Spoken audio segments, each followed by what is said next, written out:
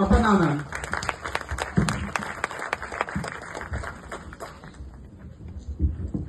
Good evening everybody. Thank you so much. इतना तो आपने बता दिया, लेकिन मैं कुछ कर पाऊंगी या नहीं देखना है आगे। Actually, the thing is, I am an established singer. Okay, established singer in my childhood. That time I was an established singer, and इतनी established थी कि जब भी मेरा performance होता था, they used to, अच्छा ये तो गा लेती है तो इसका नाम लास्ट में रख देते हैं। तो क्या होता था कि जब भी मेरा गाना my performance was there, most of the people might have gone home.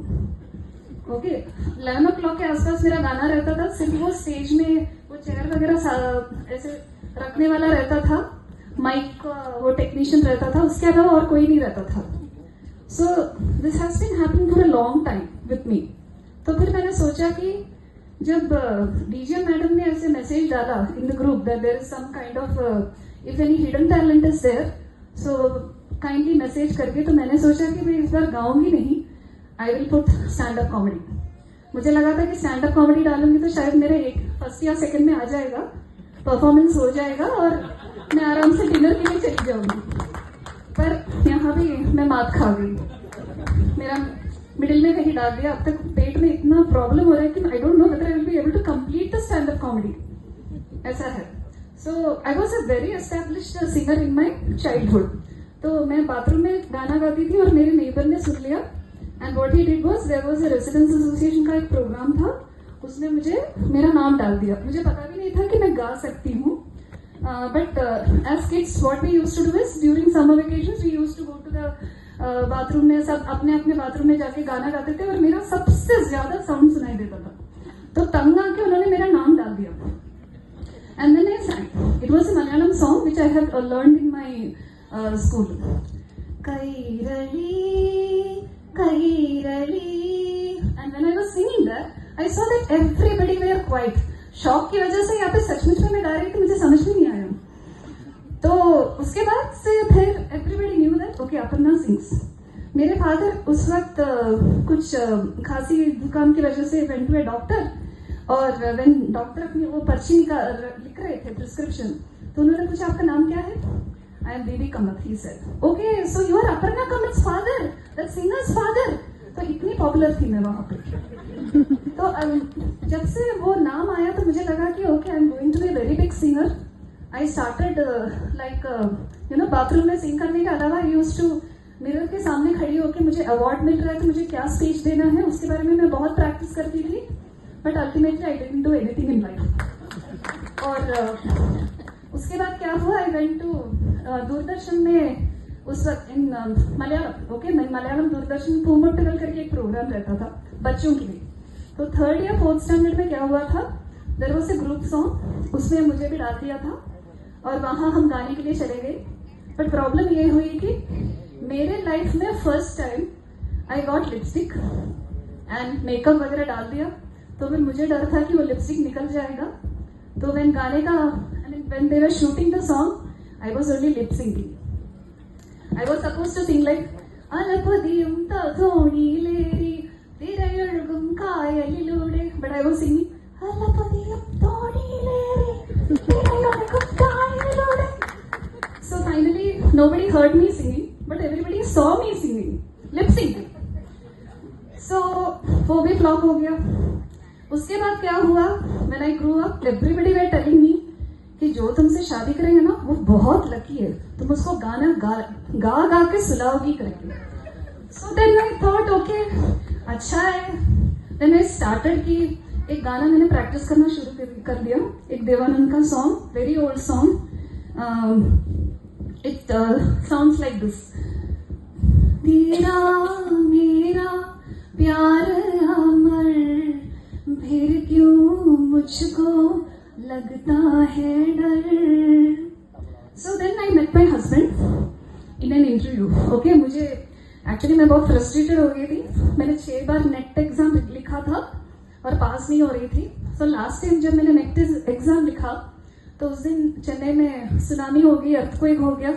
फिर मेरे पेरेंट्स ने बोला कि अब ये नेट एग्जाम वगैरह लिखना बंद कर दो, बैंक टेस्ट लिखो करके. And I cleared my first bank test, क्योंकि in sitting in Guru Nanak college Velachery I wrote my first bank test and वो मैं पास हो गई. एक्चुअली द थिंग इज मैंने कुछ प्रिपेयर ही नहीं किया था. इनफैक्ट एक एस्ट्रोलॉजर ने मुझे पहले ही बताया था कि तुम्हारे हाथ में just see observe whether you are also having something in your hand. हाथ में एक रेक्टेंगल है, so it shows that you have got excellent teaching aptitude, so you should try only teaching career. Bank test कभी मत लिखना करके उसने बोला था. मैंने नहीं सुना. इनफैक्ट 2 साल मैं क्या कर रही थी, नेट एग्जाम लिखने के लिए मैं क्या कर रही थी, प्रिपरेशन कर रही थी. कैसे प्रिपरेशन कर रही थी, पास में एक लाइब्रेरी थी, वहां जाके लाइब्रेरियन के पास बैठ के बकबक करती थी. तो नेट एग्जाम तो ठीक से कुछ नहीं हुआ, वहां पे सिटअप कॉमेडी हो गया. उनको मेरा बकबक इतना अच्छा लगा, वो प्रपोजल लेकर आ गई, मैरिज प्रपोजल अपने बेटे का. एंड वो तो actually the problem is my father was very particular. ये कोच्चि का थ्रेशोल्ड छोड़ के नहीं जाएगी. If she has to marry somebody, she has to marry somebody in Kochi only. He was very particular. तो this boy was from Muscat. तो फिर मेरा मस्कट जाने का सपना अधूरा ही रह गया. तो मैंने उसको देखा नहीं था, फिर भी मैंने बहुत सपने देखे थे कि मैं मस्कट जाऊंगी, वहाँ यहाँ वहाँ घूमूंगी उसके साथ. But nothing worked out, all because of my father, you know. फिर बाद पे वो बहुत पछता है. Net exam 6th net exam लिखते हुए मुझे समझ में आ गया कि नेट मेरी बस की बात नहीं है. सुनामी हो गया, अर्थक्वेक हो गया. तब मैं I prayed hard to the god, भगवान प्लीज अब तो मेरी नौकरी लगवा दो प्लीज, या फिर मेरी शादी करवा दो. एंड फाइनली भगवान ने सुन लिया. वो पर्टिकुलर मोमेंट भगवान ने सुन लिया. 12th August 2005 I went to Karur Tamil Nadu to attend an interview. वहां के पूरे जितने भी कैंडिडेट्स थे, आफ्टरनून सेशन में पूरे तेलुगु वाले बैठे थे. उसमें one Keralite was there, it was me. And then I saw my husband. मुझे लगा ये आदमी थोड़ा ठीक ही लग रहा है, मैरिज मटेरियल, तो इस पर थोड़ा लाइन मार लेती हूँ. इनफैक्ट व्हाट हैपेंड, उनको देखने के बाद मुझे इतना इंस्पिरेशन हो गया कि when the interviewer asked what is, यानी कि तुम अब तक, I was the last candidate for the day for the interview. तो मैं इतनी कॉन्फिडेंट दिख रही थी उनको. तो उन लोगों ने मुझे बताया कि we are very sorry that we had to call you late and you are the last candidate of the day. I hope कि तुम्हें तकलीफ नहीं हुई होगी. देन आई सेड नो, मैं तो सबसे बकबक कर रही थी, मुझे तो कोई प्रॉब्लम नहीं हुई. अच्छा तुम बकबक कर रही थी तो तुमने नंबर्स कलेक्ट किए क्या सबके? नहीं. Why? You said you have made friends, but then you have not collected their numbers. नहीं बाबा, मैं यहाँ ट्रेनिंग पे आऊंगी ना तब मैं कलेक्ट करूंगी.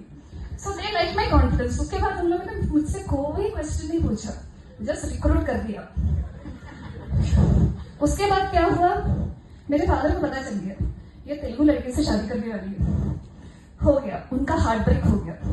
फिर वो फिर से मस्कट वाले लड़के को ढूंढने चले गए. बट तब तक मैंने मन बना लिया था कि I am going to marry a Telugu. फिर क्या हुआ, ये I was posted in Coimbatore that time and then he came, who my husband, the prospective bridegroom. वो आए. मुझे तेलुगु वालों के बारे में ज्यादा कुछ पता नहीं था.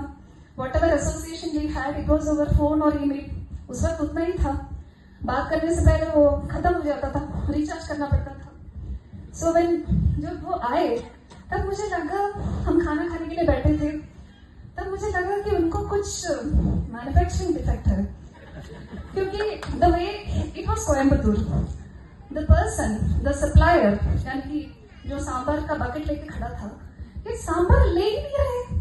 मैं तो चेन्नई बॉर्न हूँ, मेरे ब्लड में तो आधा सांभर ही है, और ये सांभर क्यों नहीं ले रहे? आई वाज वंडरिंग, क्योंकि वो क्या कर रहे थे, राइस लिया, उसके साथ कुछ पोड़ी डाला, राइस लिया, उसके बाद कोरा खाया, एंड देन राइस लिया थोड़ा, देन अनदर कोरा, उसके बाद में वो बता रहे थे ठीक है अभी सांभर लेकर आओ. तो मुझे समझ में नहीं आ रहा. अपना चैन से सोच लो, किसी और को पटा लेते, ये नहीं चाहिए.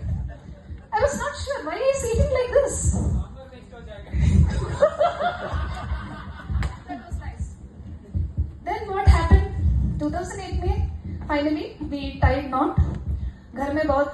सबको रुला के देन फाइनली मेरे फादर के पास और कोई रास्ता नहीं था.